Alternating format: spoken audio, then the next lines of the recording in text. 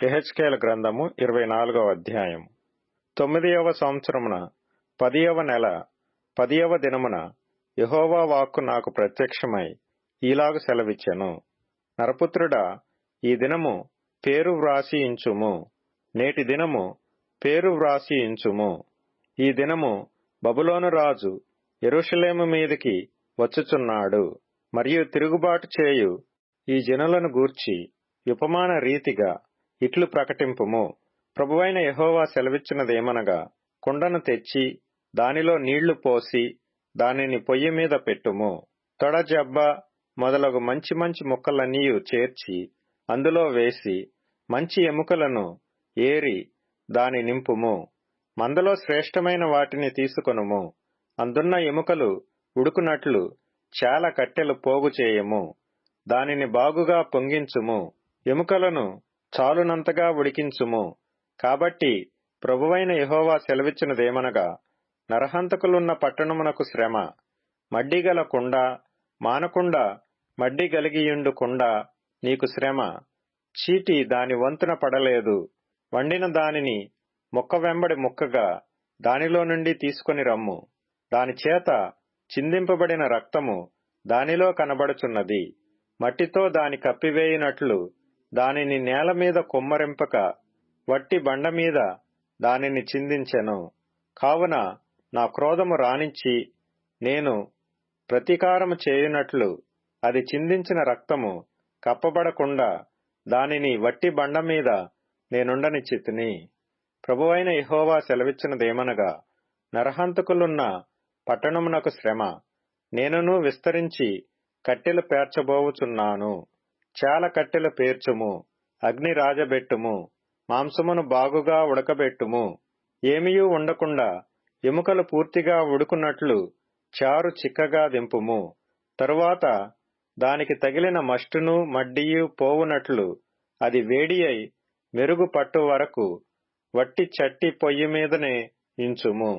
అలసట పుట్టు వరకు ఇంతగా శ్రద్ధ పుచ్చుకొనినను దాని విస్తారమైన మష్టు పోదాయెను. మష్టుతో కూడా దానిని అగ్నిలో వేయుము. నీకు కలిగిన అపవిత్రత నీ కామాతురతయే. నిన్ను శుభ్రపరచుటకు నేను పూనుకొనినను నీవు శుభ్రపడకపోతివి. నా క్రోధమును నీ మీద తీర్చుకొను వరకు నీవు శుభ్రపడక ఇందువు. యెహోవానైన నేను మాట ఇచ్చియున్నాను. అది జరుగును. నేనే నెరవేర్చెదను.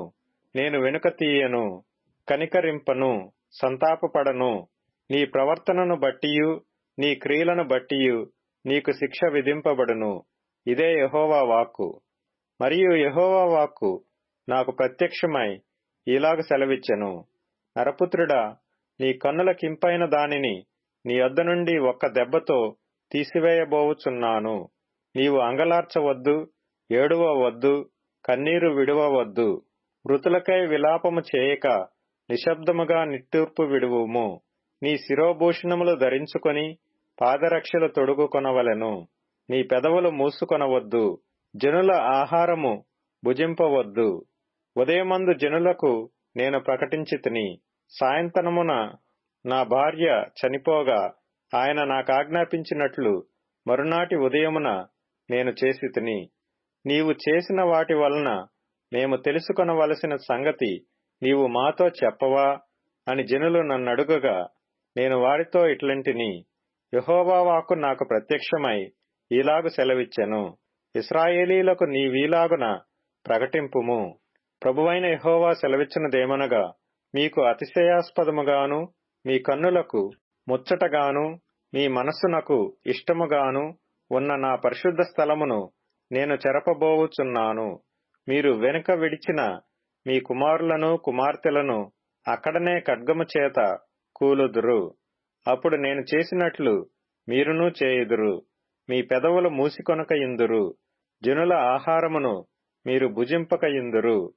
మీ శిరోభూషణములను తలల మీద నుండి తీయకయు మీ పాదరక్షలను పాదముల నుండి తీయకయు అంగలార్చకయు ఏడ్వకయు నుందురు.